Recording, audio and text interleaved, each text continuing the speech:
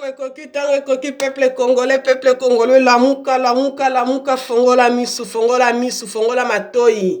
Tozana misu, tozana matoi, mais tozo mona te, tozo yoka te. Oh Seigneur, oh peuple andenge nini, tolongola tribalisme, tolongola ba fanatique, ya ba parti politique.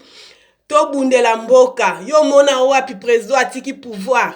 A gérer biloko nyonso yo zala comme étiquette na mboka na yo bazo corrompre na mbongo na yo moko na ba droit na yo moko. Félix oyokisi peuple congolais soni, oyokisi peuple congolais soni, osali ba contrat moko ya mabe oteka mboka na yo, hein?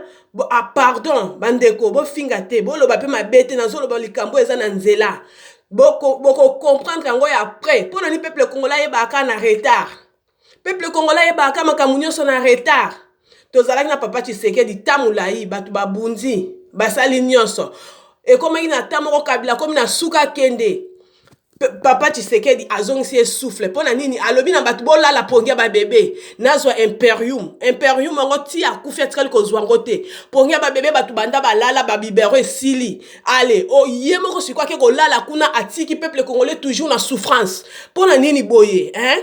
Pona ni batu ba nyuka makabo chaque jour batu ba kufaka bino bozo sepela pona mabumu na bino na beni combien de personnes ba combien bano batikali ba orphelin combien baso batikali veuve combien ba sodo ba bomita la ba soda na biso nyonso ba sili na 5 ans au Félix akosala o Kabila ko préparer les sous nini na Congo mboke baby ba poubelle partout ba terrasse kutu ezate mai ezate courant ezate président dictateur yo moni élection kata batu ba réseaux sociaux eza normal et puis bon vendre élection nini basala ba publier après 2 semaines pour ni konyo ko la peuple congolais boye au monde tozo lela butu pe moy nzamba zoyoka ba voix na biso nzamba zoyoka kolela na biso mais boye ba yango boko payer yango un jour boko futa yango un jour papa nous ezaki ba contrat ba il de Mateba kuna a signé ba contrat et simité ale yo mwana yo lobi oui na teka Congo pona so manda kwa munene na Belgique ndako atoko tumba yango toko tiango moto Félix boni boyo ni ko monela batu ba kisna na ba domination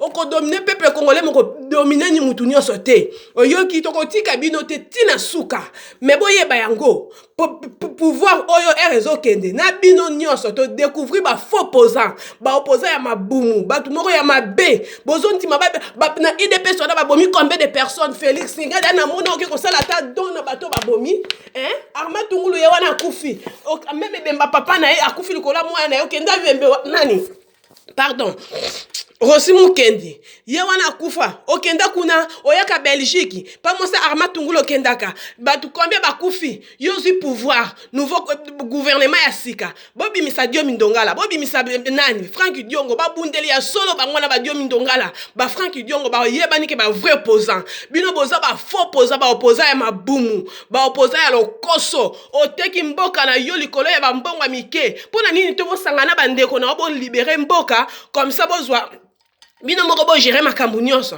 oyo ko sokute ko lega o bazo peso ba mieti wana kaka oneri kaka lingi ko telemaka likola voiture obimisi libumu wana lokola mutu Amélie Ndikila ale ozuma bundi wana telemisi lokola mutu Amélie Diamingi boke batu ba mona yo alozo beta maboko omoni ke wana nde o gagner vie hein pona ni ko nyoko la peuple congolais yeba yango Félix suka na yo ekozala mabe oyoki o trahir peuple congolais na ndenge moko ya mabe ya tata no ezali kutu ya ko bata meme yo mwana penza obimisi yango na ndenge moko ya désordre ya mabe penzo yo kisi peuple congolais soni tina ba TV bazo lobela yango hein pouvoir ya ko négocier eza normal yo mto gagner que élection pour na nyoke ko négocier na binemi yo mto gagner que élection pour na nyoke ko signer ba contrat donc bon le bito to publier après 10 jours après 5 jours le temps que tozo bonde la ba poste le koso okokufa tata na kufa tika ngoti bongo yo pe lo boko kufa otika ngo semi kuto tika kutelo ka bien ya Congo oyo ozalo Oloba peke Kabila, Oloba peke Kabila ambassadeur de la paix. Quelle paix oya pesi? 8 millions de morts. Hein? Bano ya bomi, ba orphelin, ba fazer. Yolo ba ambassadeur de la paix, sénateur. Pour le après ils ont la pouvoir avant. Puis yo mona biozu pouvoir. Mutati kana na palais de présidentiel, hein? Mtoki wana bomi batu. Tala misu na ndenge komi lo kwa mutameli ligorodo. Na ebisi yo Félix. Yo, soko yeta poto, toko beta yo. Lokwa bata IDPS bino lokwa boza ba tribal, hein? Botala kaka mabumu na bino. Vantang ndem tezo bomi komisa bino lokwa bozwa bato avanteur orgueil lata bino lokwa ya koloka ale boli bozwa pouvoir pour que bosala nini ke baloba ke IDPS ezwi pouvoir bino bozwi pouvoir batie bino étiquette ya pamba wana bolobi pouvoir mais IDPS biso nyonso toza bata IDPS mais tosoutenir papa Tshisekedi po ete mboka ezala libéré totikali kozwa mboka yango te ti lelo akufi mpona nini konyokola botala nsima mpe bozonga mutu te mo boza na raison te bolinga mpe bondima mpe toza na tort tosali mabe bokendaka mpe baeglize ti bosambelaka mpe ti bamakila bato ezosopana elobela bino eloko te soki ete ye mutu azwi pouvoir bon gouvernement sika bobimisa baprisonnier politiki bobimisa bango ti yako zobembeza na Belgique oke kokunda ti papa na komi Thomson kuna na Belgique yako zo oke kokunda bakosi yo liboso na premier ministre omoni esimbi te batie Tshibala bakosi yo kuna liboso batie soki Sami Badibanga kaka baluba